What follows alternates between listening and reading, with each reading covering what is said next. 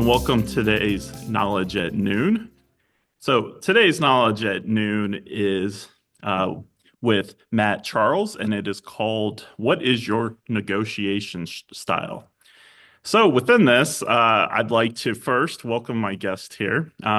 Matt is a faculty member here at the School of Continuing Studies, specifically within um, the the PRCC, or the Public Relations Corporate Communications Master Professional Studies, and he's also will be teaching in our upcoming Master Practitioner and Negotiation Certificate. So, Matt, due to technical issues on my part, the browser crashing, your Yep. bio is no longer in front of me. But would you mind? I'll turn it over to you at this point, and then what we will do is then start the presentation there. Sounds good, Jonathan. Hey, welcome everyone. Thanks for having me today. My name is Matt Charles. I've been with Georgetown for about 5 or 6 years now. Background includes law enforcement, was a special investigator in New York City, working sex and drug crimes involving children. Got into media that way and headed up media relations for the UVA Darden School of Business. Was a spokesperson for the University of Virginia during sustained period of crisis events. So I definitely, a lot of my negotiation work comes from law enforcement, but also heavily from the higher ed space, working with many contentious issues, not only working with attorneys, but across various stakeholder groups, and then overseeing community relations. Also had to build coalitions and yeah, pretty much just navigate that space very well. Other than that, still consult within the higher ed space and some international corporations as well. Oh, and after this presentation, if anybody has any questions or wants to follow up, feel free to do so. All right. So within that, All right. Thanks, Jonathan. So what we're going to do today is this is pretty much going to be the intro module to the course itself, the 2.5 day Master Practitioner Negotiation Program, which will be kicking off in April, but we'll be offering throughout the year. This is going to be understanding negotiation and your negotiation style. So what we're first going to do is just talk a little bit about negotiation and then roll into the negotiation styles. So as we know, historically, a lot of folks have considered negotiation an art form, not only based from experience, but heavily working from feeling your gut and just the feeling you're getting from the person across the table. I think the successful negotiators in the past have already taken into account or doing some background work on their negotiating partner. But a lot of folks really tend to think that it is really based from the gut, where there is a lot of background work and scientific evidence that goes into a successful negotiation. But keeping in mind, even though empiricism is a scientific approach and a methodology, there's still an art to it. With each negotiation, taking into multiple factors, it's going to be, hey, what's the background of this person, the circumstances, not only of the day, but of the past, relationships you have going into the negotiation, even how the negotiating partner is actually feeling that day, because that can shift from day to day depending on not only how the negotiations going, but also just things as simple as how are things going in their personal life. So you really need to and we'll talk about this in follow-up modules, but really picking up on cues, both body and verbal, just getting, kind of a gauge, even just grabbing coffee in the coffee line before, you're going in to sit at the table, just kind of checking in and see how they're doing that day. And small talk sometimes does go a long way. Okay, next slide, please. And successful, from my experience, negotiations is based from the following tenets. First is focusing on interests instead of positions. So what is their desired outcome? What is it they're looking to achieve? And it really is helpful for the most part, usually, to understand where everybody's coming from going into this, so you can help to better reach more quickly, but also more effectively, that desired outcome, as opposed to positions, which could be entrenched, could be as simple as power dynamics, competition, that sort of thing. So really focus on the deal itself and not external factors or even internal, as opposed, such as what your position is, or trying to simply crush that other opponent. And then from there, building rapport and trust. And this definitely should come to a degree, if you can, before the negotiation even starts. Having a cup of coffee, just really getting to know the person, I found personally helps a lot, if that time is possible. But if not, even just 5 or 10 minutes prior, just try and find a way to have a little bit of small talk, even just get, a couple of questions personally to get to know the your negotiating partner. And I really like to use the term negotiating partner as opposed to opponent. It's not only semantics, it just really sets the mood and gets you in the right headspace.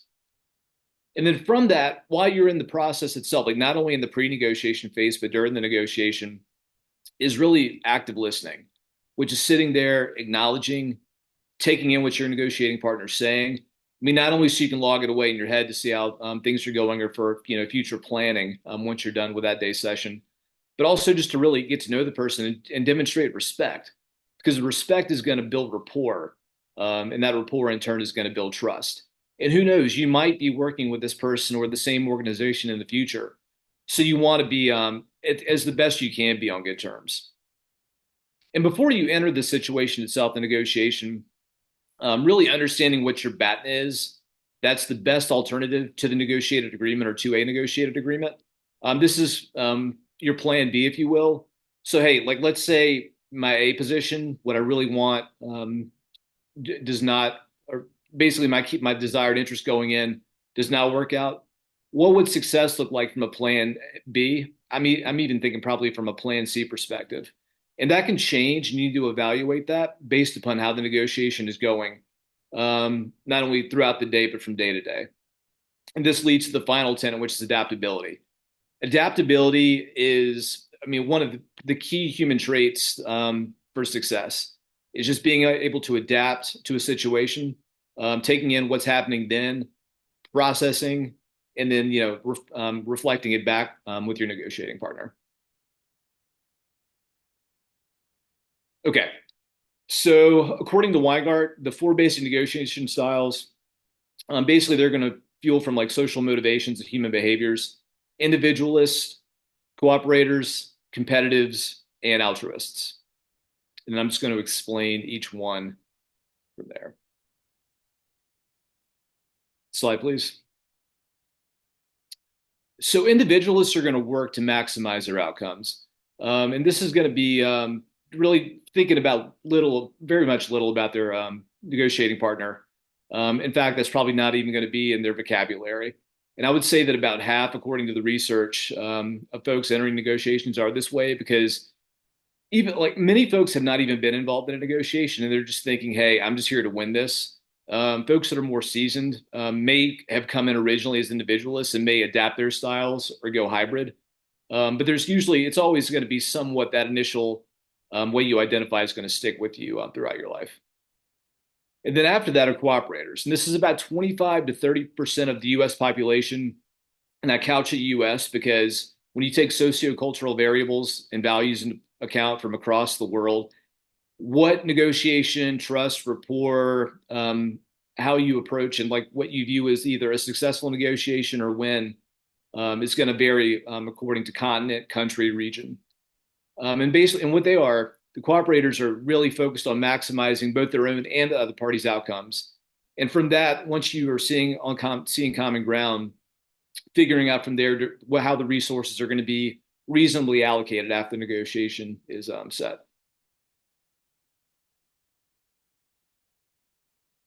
And the competitives are about 5 to 10% of the US population and work to really gain the edge on their opponent. So they're pretty much going to look just to, hey, I want to crush my opponent, I want to win, often lack the ability to solve problems together. And even if they are getting the advice, if they're heavy into being a competitive and that's really an innate part of their personality, it's going to be really tough to overcome that. And what's typically is going to work well with them is have a negotiating partner that's going to be one of the four different styles or one of the three other styles to balance them out a bit. And then, of course, not shocking, altruists are going to be the least common of the four styles and are going to place their counterparts' needs and wants above their own.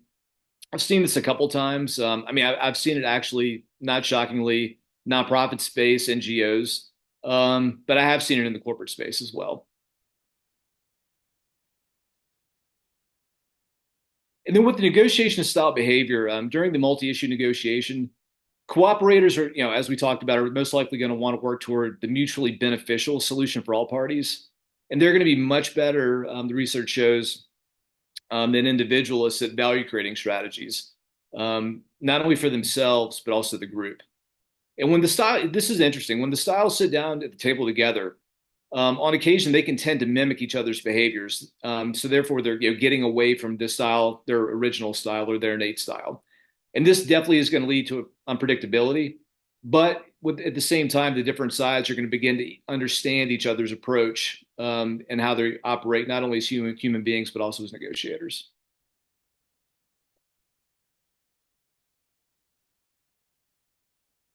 Okay, now we get to extroverts and introverts. And this is typically how people are going to think about negotiation themselves or their negotiating partner coming in. Are these people outgoing, or are they just not going to want to talk at all and just be more thoughtful? And many people are going to think that extroverts are going to tend to be better than introverts just simply because they might talk a lot. Introverts are reserved and prefer to think through things on their own versus maybe an extrovert who's going to maybe active listen much more or at least ask questions and provide a response. And yeah, that definitely helps from an extrovert's perspective. But we also got to keep in mind that introverts have their own skills and they may gain more from the negotiation through listening and taking things in and processing it as opposed to hey, what am I going to say next? Which is really what you want to do. And that even gets to some improv and acting exercises we'll do during the program where you have to be in the moment and not anticipate what you're going to say next. And this is why it's also great if you have multiple parties or multiple folks within your negotiating team have varying styles, extroverts and introverts. And then to get the best performance you can out of the negotiation, it's very common, no matter what your practice is, line of work, or even if it's a hobby or a sport, to really work on areas where you're less skilled. But we have seen studies from the athletic space and even just in corporate as well, is to like really hone your strengths first to heighten those. And then, yeah, you definitely want to bring along the areas where you're lacking a bit, but your strengths are what's going to make you so strong at what you do. So, for example, extroverts, hey, great energy, really outgoing. They're probably going to be able to build coalitions more, either before or during the process. While introverts can really leverage those research and analytical or more research um, capabilities just through the listening process. And then the two can come together if you have like both on the same team at the end of the day to like really have after action report, a little hot watch for the day to see how things are going. And with that, yeah, I mean, I'd love to thank Katie Shaw from the Harvard University Law School program on negotiation. Great program, do a lot of good work, provide some great research resources for negotiation.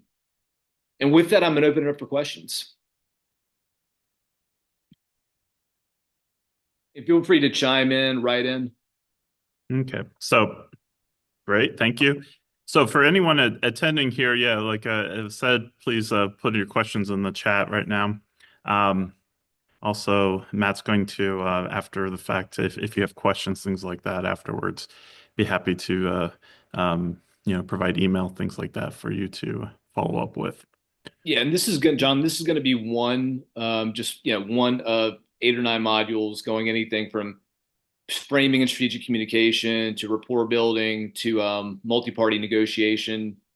When things get contentious, I'm even adding a bonus as part of another session of how to negotiate during crisis during heightened events. Mhm.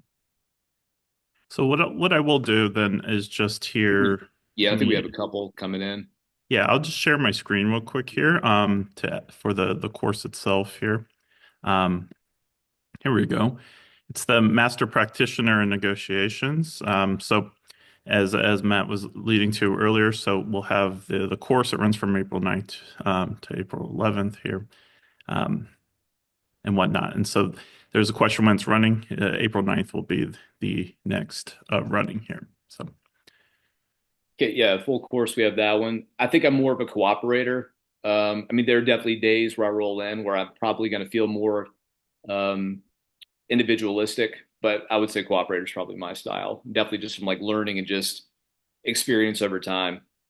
And I know I can come off as a bit of an extrovert, but as a child, I was definitely more of an introvert. So it's kind of interesting to feel that switch there. But I definitely love having somebody there that's just like listening and taking things in with me, if possible.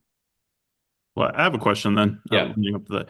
Do you think people can change their negotiation style? Like, essentially what comes naturally to them as far is it advised to change it or just develop your own strengths within it? Yeah, I mean, I think if you're going to be, and then, I mean, first of all, you have to be compatible with the negotiation space. So, first of all, should you even be in that space? Sometimes you don't have a choice. It could be an everyday event, such as like purchasing a car, something with the family, even outside of work. So, you're going to be negotiating no matter what. I do think you can learn through practice. It's almost like going through therapy in a way, of just kind of like figuring out a new style. But understanding, hey, what is your intrinsic style in case that starts to bleed out a little bit? So you can either rein it back in, or there might be situations where that's actually going to help put things over the top. Okay, great. All right, so it's one of the questions that came in from John. Do certain fields or industries vary in terms of the negotiation styles that you went over? Yeah, I think overall it's actually pretty close. I think people are people and get drawn to different spaces. Though the one caveat, the nonprofit space, not shockingly, you're going to have more altruists from there Is there an industry that has the most like the competitive ones and individualists, or the finance, individuals? Yeah, with finance. finance. Okay. Let's see here. Jennifer asks, says, I'm curious, how good are people at identifying their own styles? I look at that and I think I'm a cooperator. I wonder if that's true. Yeah, usually your gut is going to tell you what you are because you've been living with yourself for however old you are and have the lived experience. So it's basically empirical as well. So that's a scientific area, but there are some tests that you can run yourself through, and we're probably going to run through like a quick one just due to time in the program itself, like the first module. But typically, we can identify pretty quickly through just a quick line of questioning. Okay, great. Um, Marissa has a question about staff benefits here. How about we do that one by email, Marissa, so we're not speculating on what may or may not be here. Let's see. Brian wants to know, is there a negotiation checklist that you normally follow? What I do is I really like the tenets that are set out at the beginning, and I try to hit on those. But as far as within the negotiation itself, like if it's day to day, I'm going to go in first day with the background work and really having to at least through email, phone call, whatever, having talk with that negotiating partner. Now, this might be a tough one. Like I know, like my time at UVA was tough. Like if you're not really speaking with the other party until you get in the room with your counsel and their counsel. But even then, that's why you can always grab 5 minutes. Either coming out, in the hallway, coffee or whatever. But and then as I move from day to day, it's like any sort of crisis event or anything I'm working where I'm going to just kind of log what happened that day, either through mental notes or written, log it, and then evaluate and shift how I'm going into the next morning. But the next day, I'm always going to lead with, hey, how are things going? If I picked up something the day before, like their kid had a game or a play at school or something like that, I'm going to ask about that as well. Okay, great. Here's one comment before we get to another question here. So, Hermeka, no, so you have your Hermika. For Sorry me, about that. Says this is great. I used to lead crisis management, but the principles can be used broadly. So, 100%. Kim wants to know when negotiations go badly, are there 2 to 3 key indicators or reasons why it did? Yeah. So the second module, we hit on rapport and trust. Just total disregard for that. Not caring at all about building rapport through respect-based communication.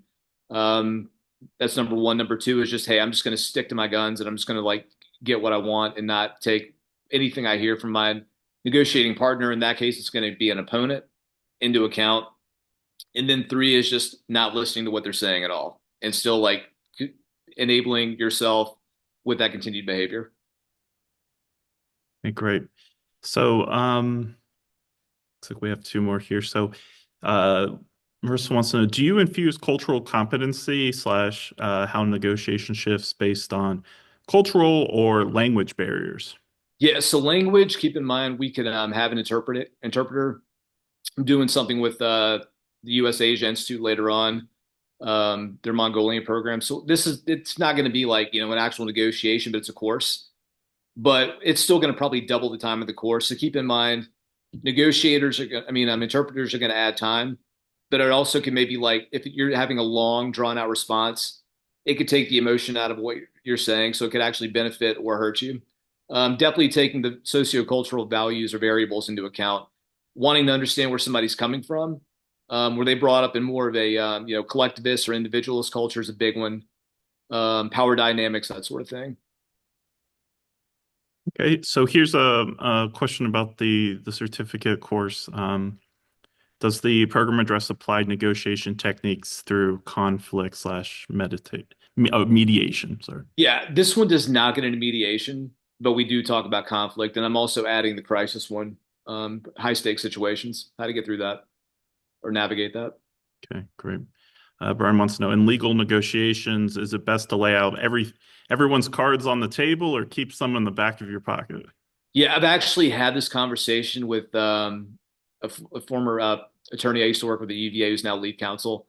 And he was awesome because he actually understood the importance of communicating and not just like legal jargon, things like that. So we both thought it was best to at least have an idea of what everybody wanted. Sure, there might be something proprietary you're not going to want to lay out initially, even though it's probably going to come through during discovery or through the negotiation itself, specifically during an acquisition or something like that. So I think be as open as you can be, understanding that there might be a couple of things that you just can't state at the moment, or unless you know it's going to be absolutely beneficial to you to hold on to. Okay, Leslie wants to know, is it worth negotiating when you are coming from a position of power of from a position, sorry, is it worth negotiating when you are coming from a position of lower authority or weakness? Do you address when it is best to leave the situation versus negotiate? Yeah, so I think like let's say there are two ways to look at it. Either one, you're entering, or you've lost leverage throughout the negotiation itself. I think you just keep going until you're at an impasse or until you're at a point of like there's absolutely no way where I'm going to be able to get what I effectively need or the organization needs. And with that, I would not suggest like, hey, we're calling it quits right now. It's more like, hey, let's step away from the table, reevaluate. If you need to reconvene in a couple of days, for some folks, I've seen some deals shift in a matter of 10 minutes. When whomever they're working for, such as a board, it gives an okay. Because who knows, like maybe this would be your BATNA, right? Your plan B or maybe even a plan C, and you're going to be okay with it. But I would suggest, yeah, just taking some time and then coming back if need be. All right, so I think we're near the end, and I have one final Yeah. question for Hey, my own. John, I think there was one from Marissa. Do you infuse cultural competency? Oh, no, we already answered that one. Sorry. Yeah. Is any other ones you see? No, I think that's it. Okay, okay. Well, so in lieu of the BATNA here, so let's say you reach a point where you decide to take your BATNA, your best alternate to the negotiated. I forget the last day. um, but how do you go about actually stepping away from a negotiation from like the personal perspective of working with people? I assume you don't want to burn a bridge, things like that. Yeah, I mean, for the most part, specifically within professional negotiation settings, people are going to understand professionally unless somehow they just have a fire lit underneath them in the moment. And even then, they'll say, "Hey, usually it's going to be like, hey, sorry about that. Let's come back to the conversation." But entering that day or even that part of the session, with your team understanding, hey, what's going to be our absolute point where we need to take a break? And I would view it as you actually call it a break and not, we're calling it quits or even calling it a day. Say, hey, like, we just need to take a breath here and let's circle up. And if you're forced to provide an answer for when that's going to be it could be the next day, it could be a week, it could be, hey, I have to get with my board, but we definitely want to make this happen. Okay, great. Yeah, but always be ethical as well. Like, don't, promise things you can't promise. Okay, great. Well, oh, wait, we got one last one. We'll do this one and then The you know, high fuse, is this the Brian? What's the best yeah. way to diffuse high tension real time negotiations? Yeah, so I've seen this one in my law enforcement career, but also other sectors as well. Um, and I think like it's really good to take, a page from law enforcement when things are actually life and death. It's you really try to relate to whoever that person is just through conversation to bring the temperature down a bit. That's in a real time setting where like there's actually something physically bad could happen. Just like really trying to empathize or sympathize or talk through a situation with that person. If it's at a table itself, just kind of like, just take a breath, sit back, try to, shift to another subject if you can. And if things just get so heated, it's like, hey, look, even with a smile, like, hey, let's all just take a breath here. And you don't need to call out the other person and say, hey, you're getting too hot for this. Just let's just take a collective break, and everybody will understand. But you don't want to, like, basically, you know, dress down the person across from you in front of a bunch of other people because that's going to be counterproductive. Right. All right. Well, so Matt, any final thoughts? Anything you'd like to share before we wrap up? I hope we have such great questions and engaging group as we do now during the course. This has Yeah. been great. That's great. And then, thanks everyone, and thank you for your time today, and thank you everyone for joining us. If you have further questions, things like that, you'll be provided with Matt's Georgetown email address here to contact him, and you'll all receive copies of the presentation today to refer back to. So, everybody, thank you. This has been Knowledge at Noon. What's your negotiation style? We'll see you at the next one. Bye. Hey, thanks everyone. Take care and have a great day.